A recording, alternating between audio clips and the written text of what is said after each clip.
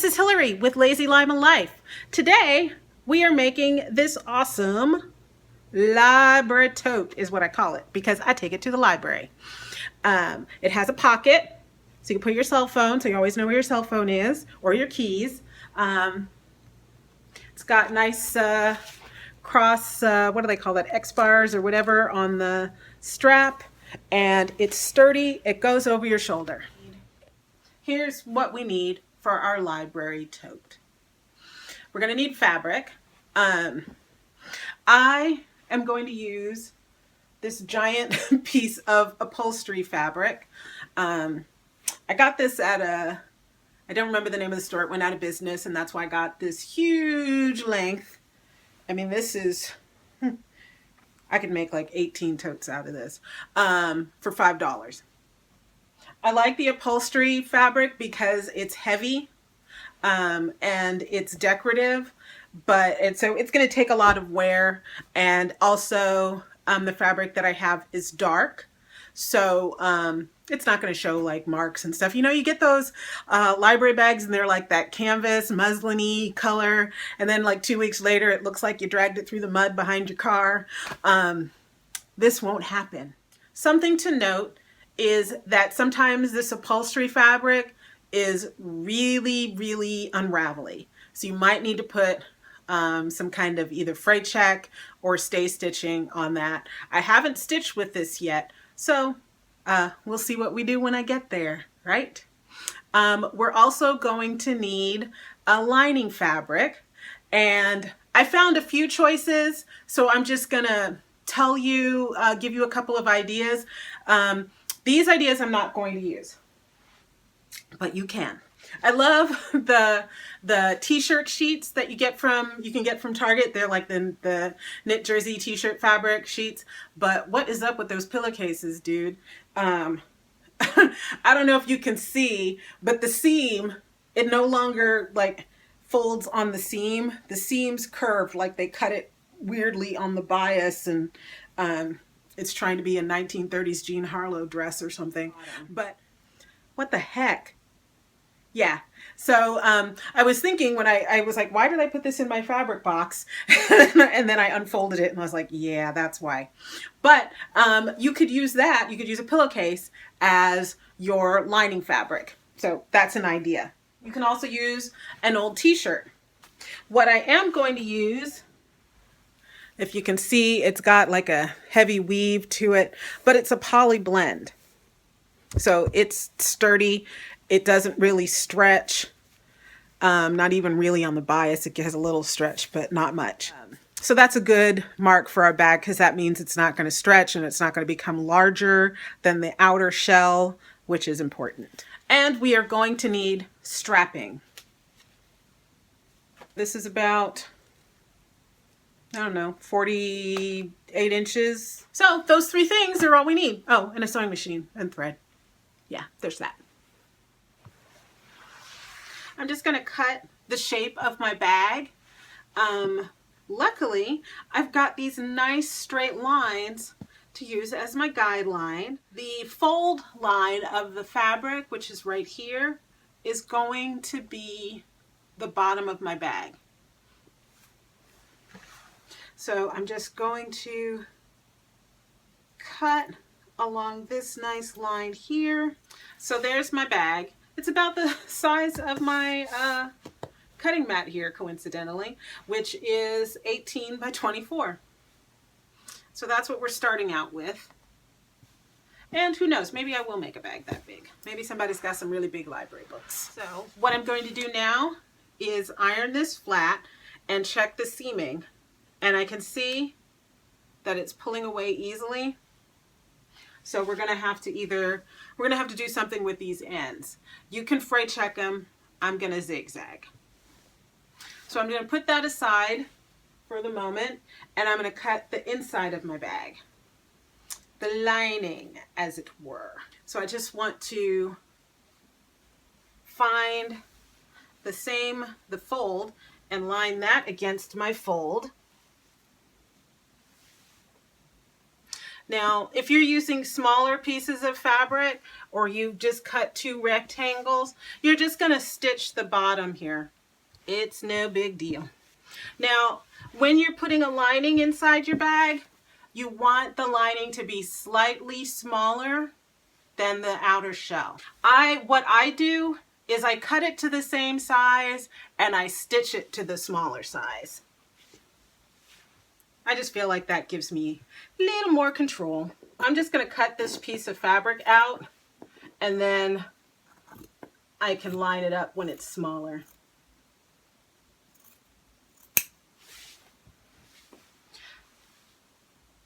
So I had guidelines and registration marks on here to make sure that that was the right size, or to make sure those sides were straight. Now we're just going to use, oh look, I had a bit of wonky fabric there. All is not lost. Okay, so I'm evening that up. I'm just going to cut the top and even the sides. So I'm not trying to cut this all perfect and everything like I would if I was making a skirt or something. I'm just trying to use the most of my fabric. And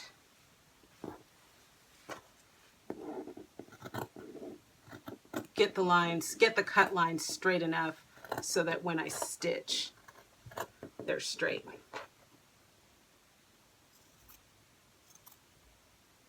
Okay, so there's my cut bag.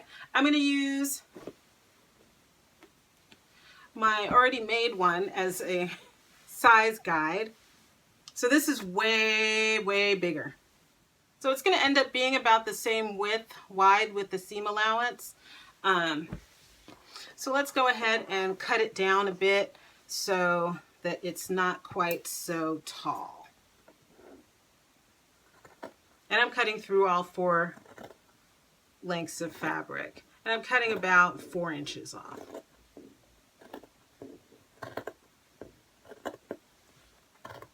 I'm trying to use the fabric pattern as my guideline for getting a straight line. And so this is our finished cutting size. Both pieces of fabric right now are, what are they? About 19 inches tall and 18 inches wide. I decided to put a pocket on my bag just because I had a good idea of who to give it to. So instead of just making a random bag, I'm actually making a gift for somebody. So I'm all of a sudden going to be a lot tidier. So I just made this little square, and I'm going to like fold it to the size that it'll accommodate most cell phones. I also have, here I'm using some red quilting thread. And, oh, I thought this was red. It's not. It's rust. You know what? We're just going to go ahead. Throw caution to the wind. Live on the edge. For my pocket, the very first thing I'm going to do is I'm going to fold down the edges and just give myself a nice stitch. So, as you can see, just fold that down. Just stitch that down about 1/4 of an inch. I'm going to use a zigzag stitch to just keep my edges folded over, and it'll also help it from unraveling. So I always have to still look this up because, like I said, this is a new machine for me. Like, I don't know, what is it, about 6 months old? So you can barely see that. That is a very tiny zigzag stitch. I'm going to do this end. So now I'm going to need some pins. Okay, so I've pinned down the bottom. We're gonna do kind of a cheater's edge on it. It's not a mitering, but it's close enough. I'm just gonna keep this on the same zigzag.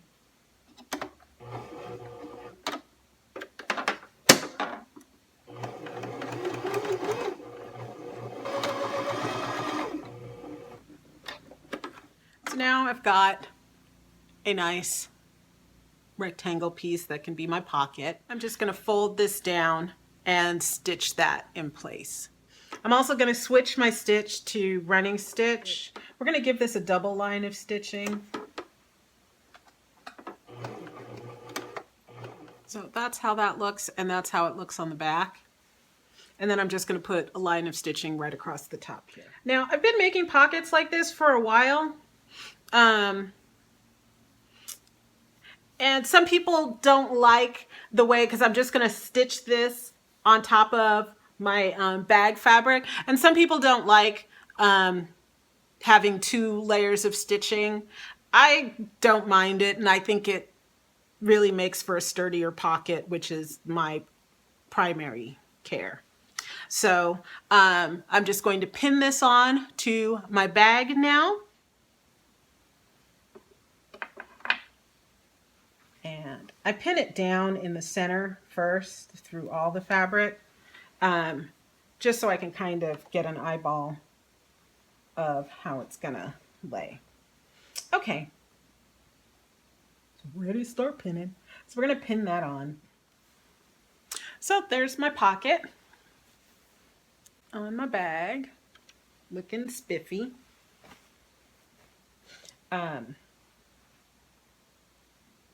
And then we're going to take the center pin out, and we're ready to stitch. And I'm just going to stitch this with a straight stitch, a running stitch, and the first stitching, I'm going to go very close to the edge, as close as I possibly can. And I'm going to back tack the stitching over the edge of the pocket so it goes into just the bag itself.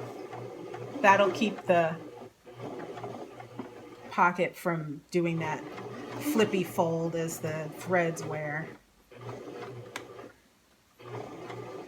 As you use it a lot, it'll pretty much stay in one place. Remove our pins, check the placement of our pocket.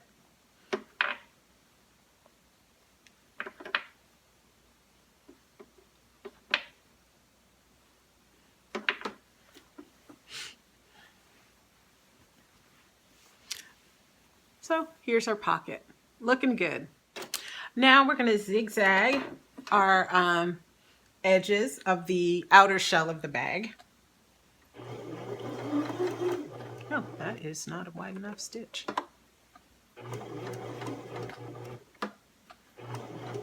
There we go.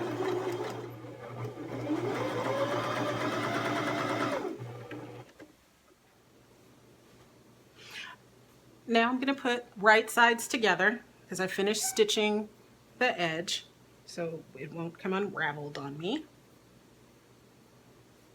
And you can see how super ravelly this fabric is. Yeah, that's a little ridiculous. So I've put right sides together, and now I'm just going to give myself about a 1/2 inch seam allowance and stitch straight down either side, not the top. Top's the business end.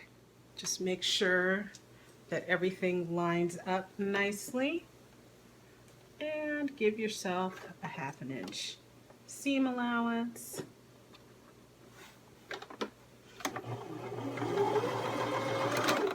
Give yourself a nice back tack there and go.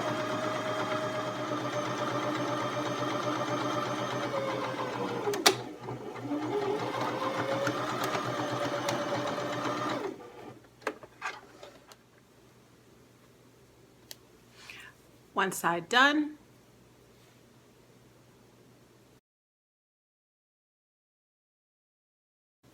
Next side.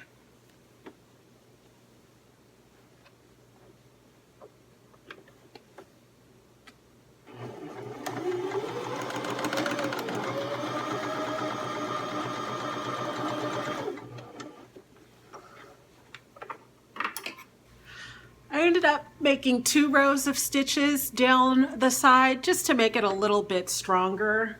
I was not completely confident that these stitches would hold, or not the stitches would hold, but that the fabric wouldn't unravel. So now our bag's ready to tentatively turn inside out. Check it out, see how it looks. Oh, that's pretty good. That's our outside. Our pocket's a little wonky, but we'll see if we can fix that. Now the next thing to do is to zigzag our lining. And on our lining, we're gonna have to do all 4 edges. It's gonna take us some time. And this fabric is super slippy. So let's just go very slow, shall we?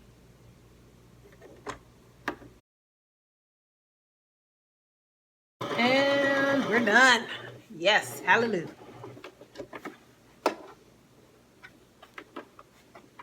Okay, so we've zigzagged the edge. Now we're going to pin our right sides together. So we're stitched, or we're pinned, folded and pinned, and we are just going to put a running stitch down one side. Then that's when the magic happens. I'm going about a 1/2 inch seam, giving it a good back tack. Instead of doing a double seam, stitching a double seam, I'm going to do kind of a faux French edge. And so what I did was I just folded back the seam allowance from the first time and then just pinned it in place, and I'll stitch along the edge there. I don't know why I did that. I just thought it looked like fun. I have no structural reason for doing that whatsoever. So I now have my 2 faux French seamed edges, and I'm going to leave this with the outside, the wrong side on the outside, and I'm going to take my bag. Here's my pocket, so I know it's on the outside, and I'm just going to put this corner into the corresponding corner of my bag. This is how we're going to make sure everything fits. Oops. Our bag fits in here nicely. There's our pocket, and there's a little bit of extra, which I'm good with because it gives me room to fold down. I'm just going to make sure that everything is at the bottom, and the corners are corner to corner. See that? Boo! You can make your own little baggy puppet show. Wah, wah. Now I'm going to take a large pin, and I'm just going to pin the bag into place so it doesn't shift on me while I'm moving the lining. So now our bag is pinned into place. There we go. And so here's our bag. I've pinned, first I folded over the lining and ironed the seam in there. Then I folded the top of the outer shell of the bag over, it's probably about a 1/2 inch, 1/4 inch on the inside, and ironed that. Then I stuffed the lining inside and made sure the corners were good, and folded the top edge over the end of the bag, of the lining. So the outside of the bag is folded in on itself and then over the lining of the bag. And now I'm just going to put a running stitch in that and stitch that flat. So here's our bag. I've got our stitching on there and it looks good. Okay, I have 35-inch straps, 2 of them, so I got 70 inches of strapping. I can't find my fray check, so we are just going to wing it on getting the edges nice and clean and unfrayable. So the way that I find out where to put the strapping is I fold the bag in half,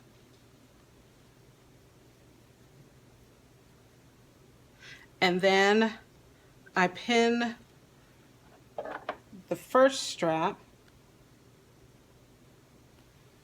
so there, then directly across from it I pin the second strap, or the second end, the other end. Now we're pinning through all the layers of the fabric, so that pin is just a placeholder to make sure my strap is in the right place.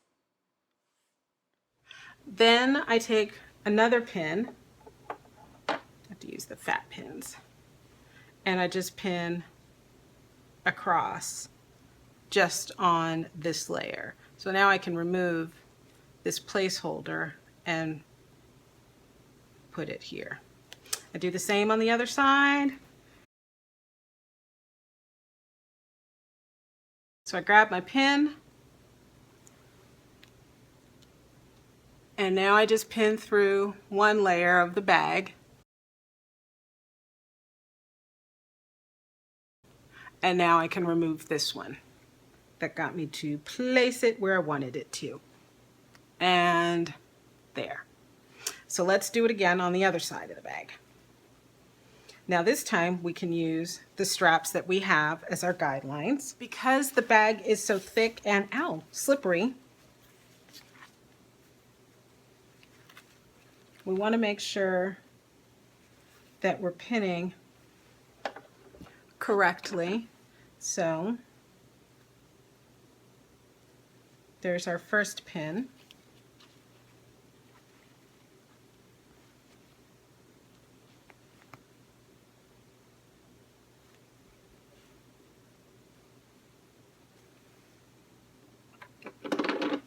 And there's our second pin. Now when we hold up the bag, we should have the strap fitting nicely. We do. So again, we're going to take these as just place, these are what help hold the strap in place so that you can place two pins perpendicularly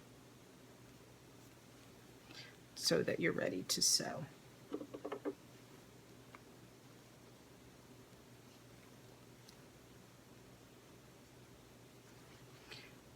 And once again, check your straps. They're good. Now we're ready to sew. So this is kind of tricky. And if you've never, moved your needle before, my machine has a setting where if I push this button, the needle will go into the fabric, and whenever I stop, the needle will remain in the fabric. That's not how I learned how to sew. You just generally have to eyeball it and make sure that your needle is in the fabric when you stop, and then you can make a nice turn. So everything's down. We're ready to stitch. We're going to go slow. Whoops, we're still on zigzag. I hate when I do that.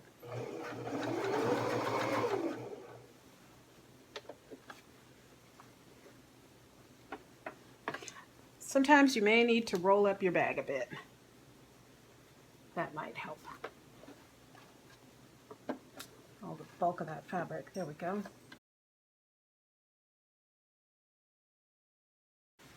And that's how it looks. So all that's left now that I've finished my stitching is to clean up the loose threads.